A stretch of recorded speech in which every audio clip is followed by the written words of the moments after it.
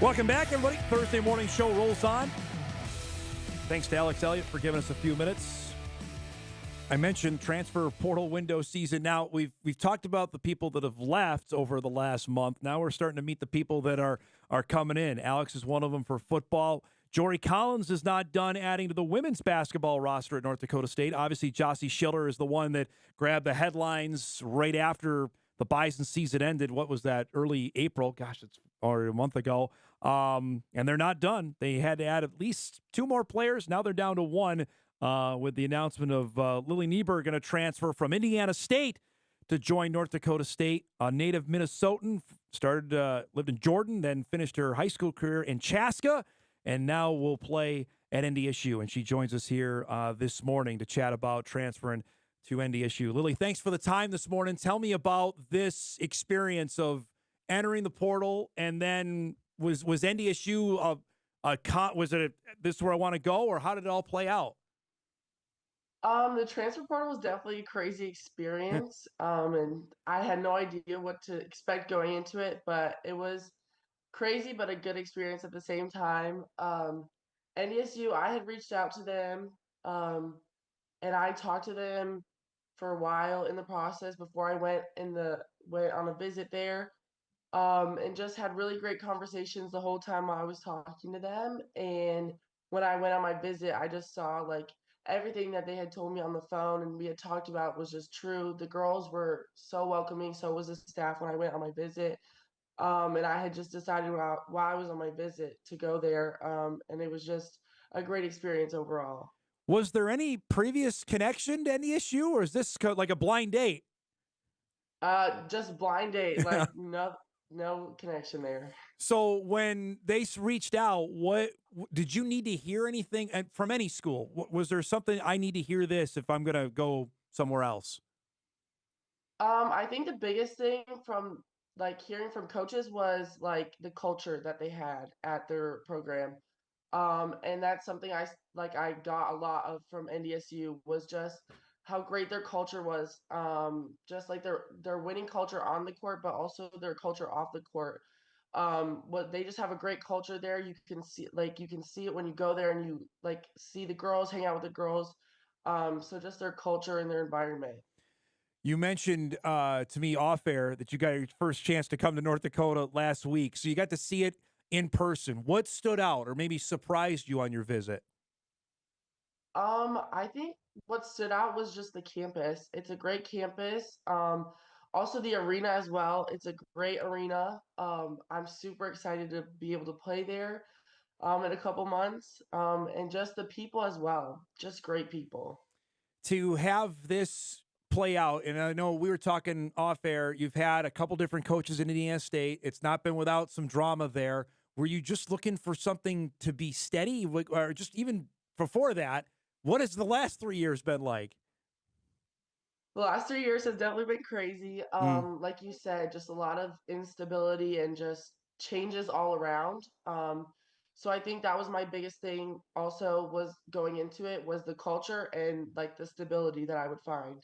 Um, the last 3 years, I've had three head coaches in 3 years. Wow. It's definitely been something I didn't expect going into college. But I'm grateful for the experience. I've learned a lot from it. Um, and so I think coming here, I found a place where there's a lot more stability for That's sure. yeah, that's you sign up for this, you're a junior, I imagine, when you committed in high school, and a senior obviously when you sign. That's not what you sign up for. I can't imagine. Can you describe what that was like finding, okay, my head coach is gone, then the next head coach is gone, and now I'm going to get another one. Can you describe that? Yeah, it was definitely an experience for Yeah. sure. Um, with my first head coach left in the middle of my sophomore year, and then we had our interim head coach, and she did great things with us, took great care of us. And then they went a different direction and hired the third guy. And it was just crazy. You can kind of see on paper we struggled a bit, just with winning and stuff, and struggled a little bit off the court as well, just because there was no like stability, Yeah. like you said, and so it's hard to kind of establish that environment, establish that like what each coach wanted. So it's kind of hard to like figure out each year you're figuring out what each coach wants and stuff like that. What do you know about the Summit League? The Missouri Valley is one league, and you've gotten used to that. What do you know about the Summit? What you're yourself into now? I've kept up with um like NDSU and stuff like that. My some of my the girls I played against in high school and one of the girls I played AU with. So I've kind of kept up with it and I've seen the things they've done. You hear about other schools. I mean, St. Thomas is Yep. I mean, in my backyard, it's right next to home. So I've just seen some of the things they've done and stuff like that. And I'm super excited to get the opportunity to play in the summer league for sure. The always the neat stat next. You played obviously at high school ball with Chaska, and you were part of the team. I'm sure you get asked about this maybe all the time, and I'm sorry if you do. That beat Hopkins. Hopkins is Paige Becker's alma mater. Everybody knows that. What do you remember about that? Was there anything special about that night going into it that you guys felt like we can do this? I think the biggest thing we talked about that year was, yes, they have a great team, but so do we. And I mean, my high school days, I was surrounded by great players, going into Chaska. Um, and so we just talked about that they're going to give it their best and they really want this, but so do we. And that was the goal all year. I mean, it was crazy year. It was COVID and all that Yeah. stuff. Um, but just knowing that like we had each other's backs, we were doing it for each other, we were playing for each other, and how bad we really wanted it, and it was just super special to be able to do it. Your teammate, obviously, is Mallory Heyer, who plays at the University of Minnesota and been pretty darn good for the Gophers. What was like playing with her and knowing full well she was going to get everybody's attention every night? It was amazing. It was an amazing experience to be able to play alongside her, play with her, and just learn from her. I think we were able to do really great things together. And I'm super proud of the player she's become and what she's doing at the University of Minnesota. And just super great to learn from her, play with her, and I was able to learn a lot of things. I don't know if the Bison have the Gophers on the schedule again. If that were to happen, how excited would you be for that, to see her again? I think that'd be super cool to be able to play her again, catch up with her and stuff like that. To have this over and done with now, we mentioned, off air, you've got plans. You're going to be up here in June. Is it relief, excitement, a little bit of both? What are the emotions been the last 36, 48 hours? Definitely a little bit of both. A little bit of relief to just be done with the process. I mean, it's a crazy process for sure, but just super excited to be able to play at NDSU, get that opportunity. I'm super excited to be able to get up there. Tell me what Jory's reaction was when you told him that I'm going to come here. I did it on my visit. Oh, okay. He was just he was super excited. And just, I think all the coaches were, so that just made me even more excited. To get a chance to play with a team that, and this is a rarity, Lily, as you know, in this era, that brings back actually quite a bit of its roster. Is that intimidating or exciting, or what's the exact emotion knowing you're coming into a group that brings a lot of players back? I think it's exciting because you can see like what they've established here and how the girls really want to be a part of it. So I think it's cool to see that they brought back so many players, especially in the era of today of the transfer portal. So I think it's really cool to see that so many girls came back and want to be a part of it. I have been to Terre Haute a few times for the Bison have played Indiana State in football. How often did you get asked about Larry Bird in your 3 years in Terre Haute? I think everybody asks about Larry Bird for sure. Every time I tell them I go to Indiana State, oh my gosh, Larry Bird went there. So yeah, all the time. The obviously the men's team had all the excitement around them last year. What was that like to see that up close, to have national attention like the men's team did a season ago? It was super cool to see like how well they did. And I was just super proud of them and what they were able to do. And it was so cool to see. I mean, the Holman Center fits a lot of people, so it was Yeah. cool to see that many people there, and just be able to go watch and see all the cool things that they were able to accomplish. So for people that get a chance to see you play, how do you describe your game? And for Bison fans to say, okay, that's Lily out there. How would you describe to people? I think, I mean, I think I'm a very defensive minded player. I like defense. I like to play defense. And I think I do well at it. And I like to go out there and do the best I can for my team offensively. I think I just like to be a presence out there. And I just play the role that the team needs. I think my role has changed a lot in my 3 years of college.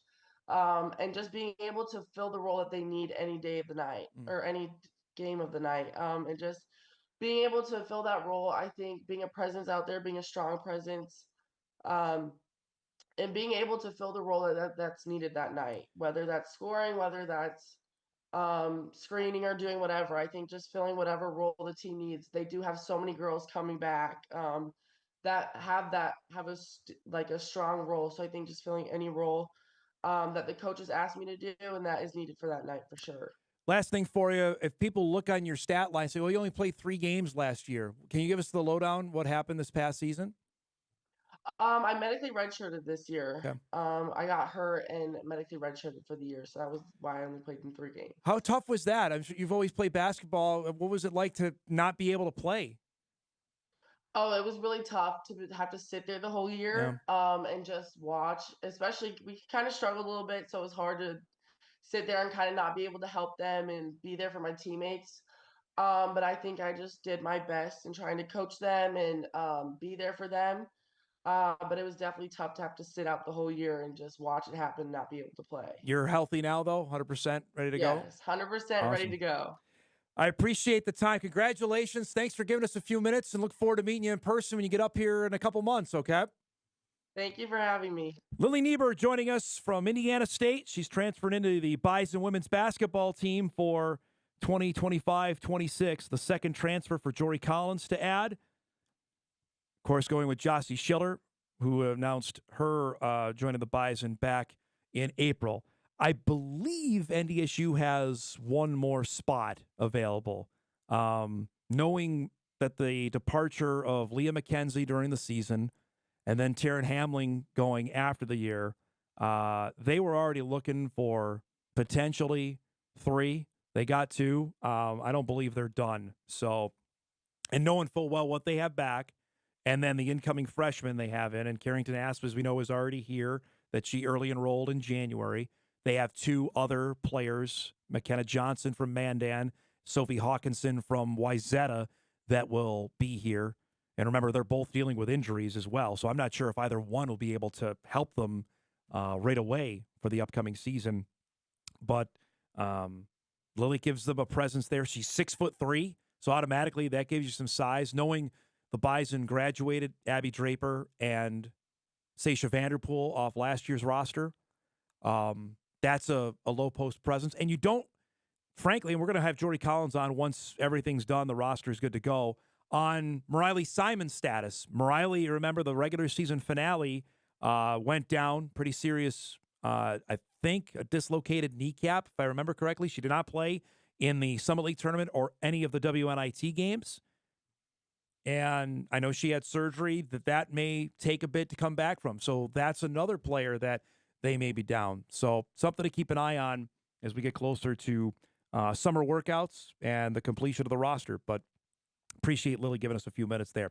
We'll break. We come back. We'll wrap up our first hour. The Bison men made an addition as well in the portal. We'll give you the lowdown on that and much more. Hot Mic rolls on this Thursday morning. Back on WDAY Extra right after this.